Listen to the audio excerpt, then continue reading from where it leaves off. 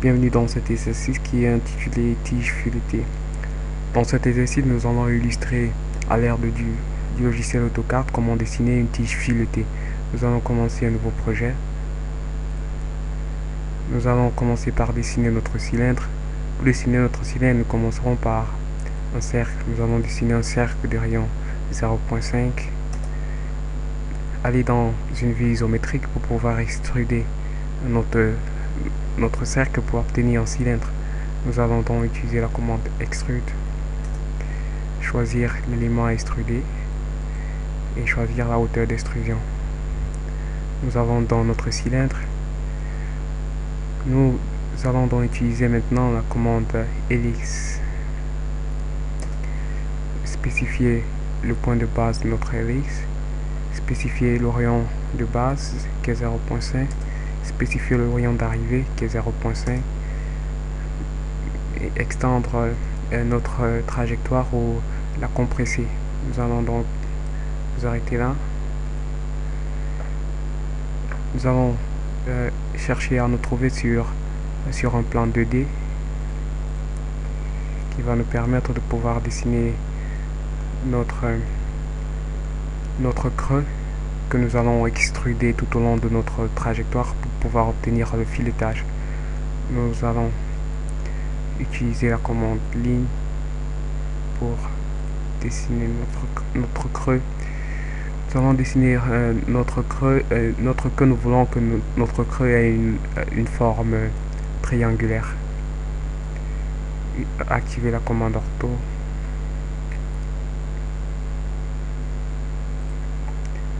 Dessiner une ligne là, nous voulons une ligne oblique. Nous allons désactiver la commande ortho pour obtenir notre ligne oblique. Nous allons utiliser la commande miroir pour pouvoir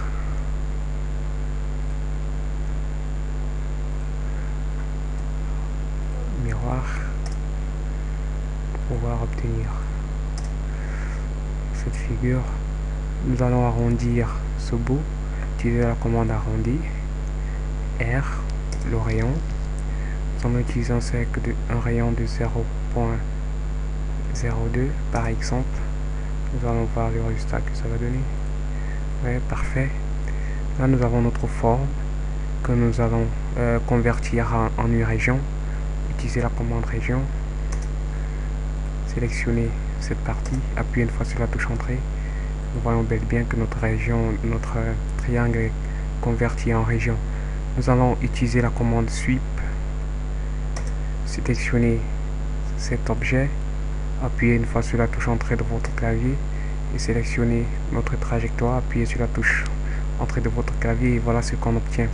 Pour obtenir notre creux, nous allons aller dans une vue plus réaliste, autant pour moi. Nous allons donc agrandir ça et nous allons utiliser la commande